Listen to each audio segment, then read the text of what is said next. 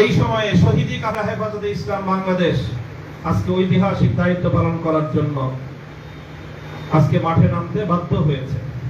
আমি মাঠ বলবো, আমাদের দায়িত্বশীলরা বলেছেন দোয়ার মাধ্যমে আমাদের সূচনা, এরপরে দোয়া হবে আর নতুন সূচনার জন্য। এদেশে নতুন এক সূর্যোদয় হবে, স্পষ্ট ঘোষণা করতে চাই। আর যদি একটা গুলি চলে, হেফাজতে ইসলাম বাংলাদেশ ঘরে বসে থাকতে পারবে না।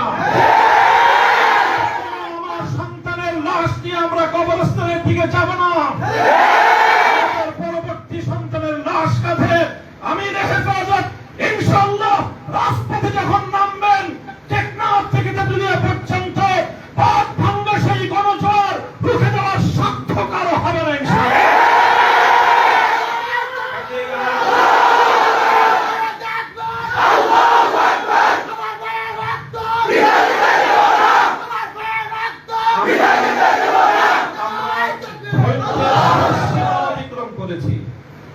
পরিস্থিতি এভাবেই যদি চলতে থাকে, আর যদি আমাদের দেশের জনগণের নিরাপত্তার দায়িত্বে নিয়োজিত আইন শৃঙ্খলা রক্ষাকারী বাহিনী বুলেট যদি আর বন্দুকের নল থেকে আরেকটি বুলেট ছুড়ে, তাহলে বাংলাদেশের পরবর্তী কোন অভ্যুত্থান অবশ্যম্ভাবী হবে।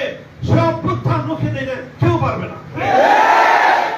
আমরা আল্লাহ পাক রব্বুল আলামিনের কাছে দোয়া করব, যারা বৈষম্যের বিরুদ্ধে জীবন দিয়েছে, যারা বৈষম্যের বিরুদ্ধে জীবন দিয়েছে, অত্যাচারীর হাতে যাদের প্রাণ গিয়েছে, তারা নিঃসন্দেহে শাহাদাত বরণ করেছে। কাজেই সেই শহীদদের আত্মার মাগফিরাত শুধু নয়, বরং শহীদদের শাহাদাতের কবুল হওয়ার জন্য আমরা দোয়া করব আল্লাহর কাছে। এবং সেই শহীদদের উসিলায় আল্লাহ যেন আমাদের আগামী প্রজন্মকে এভাবেই সকল বৈষম্য, জুলুম, অবিচার, অন্যায়ের বিরুদ্ধে রুখে দাঁড়াবার এক অদম্য সাহস যেন আল্লাহ পরবর্তী প্রজন্মের বুকে বুকে দান করেন, সেই দোয়া ইনশাআল্লাহ আমরা করব। ওয়া আখিরু দাওয়ানা আলহামদুলিল্লাহি রাব্বিল আলামিন।